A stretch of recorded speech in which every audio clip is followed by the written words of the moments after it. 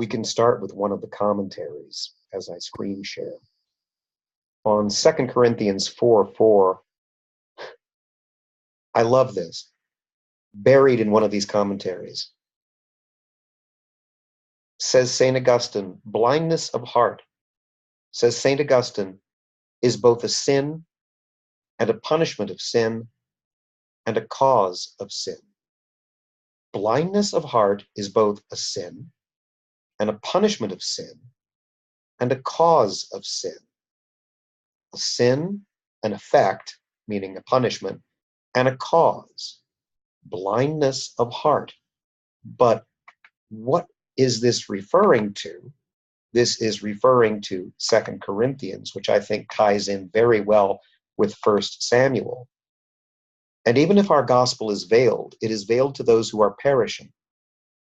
The God of this age, meaning the prince of this world, the God of this world, flesh, and devil, meaning the devil himself, the temporal order that is given over only to ideas of power and control and the satiation of our worldly lusts.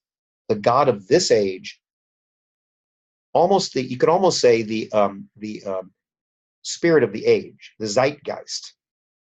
The God of this age has blinded the minds of unbelievers so that they cannot see the light of the gospel that displays the glory of Christ, who is the image of God. We talked about this a little bit yesterday.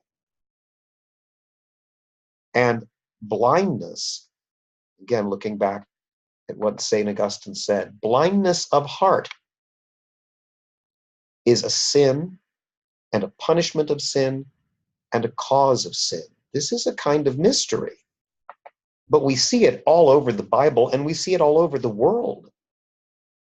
Later, for God, who said, "Let light shine out of darkness," made his light shine in our hearts to give us the light of the knowledge of God's glory displayed in the face of Christ. And that's a reference to Genesis. That's a reference to God saying, "Let there be light." The God who said, "Let there be light," and brought light out of darkness, brings a new creation, a new thing, a new beginning, which is why Anno Domini begins with Christ.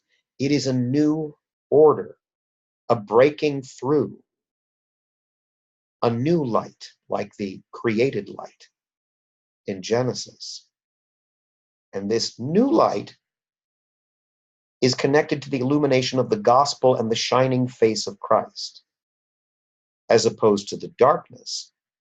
The darkness has come into the world, and the light has come into the world, and men have loved darkness rather than light because their deeds were evil.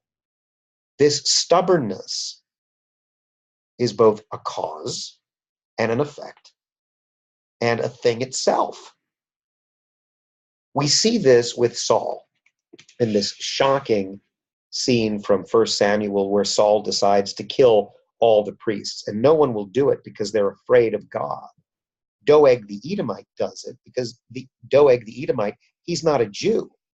He's an Edomite, and he's working for Saul. Saul accuses his counselors. "Are you all in league against me, that you are allied with the son of Jesse? How much land has he promised you? How much is he going to give you when I'm overthrown and he's the king? You haven't told me that he's in league with my own son," which of course he's not. They have a kind of friendship. But Saul is becoming paranoid, and he even thinks the priests are out to get him. God has given him over to the sin, to the cause of the sin, to the effect of the sin. St. Thomas Aquinas says, when we sin against a principle, when we sin against the heart of what makes goodness good in a given order, that is deserving of eternal punishment. This kind of unrepentant sin shows a spiraling downwards. Those of us who remember President Nixon remember something similar to what Saul is going through. a descent into a spiral of paranoia. We see this in Macbeth. Once you commit yourself to sin, you end up committing sin upon sin. And as Paul says in Romans chapter 1, God gives them up to their own desires, those who are attached stubbornly to this world and to darkness. So this mystery of iniquity we see in 2 Corinthians and in 1 Samuel, and we see around us. We see it in our culture. And it should frighten us that if we rationalize our own sins and dig in our heels and sin against the principle, not just sort of in a passing or accidental way, sinning deliberately against the order and the seed of the order planted by God, then we choose darkness. And in choosing darkness, we reject the let there be light that should be shining in our hearts. And we end up with, as we saw on the Kindle, which I'm now going back to, the fact that the God of this age has blinded the minds of unbelievers so that they cannot see the light of the gospel that displays the glory of Christ, who is the image of God, who shines forth the glory of God.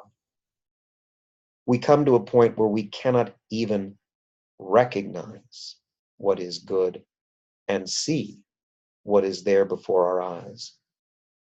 This is frightening. We see it playing out in Saul. And as I say, certainly St. Paul is talking about it here. Well, I got to this late tonight, and I hope you'll excuse me. But, of course, life is always crazy. Just some days crazier than others.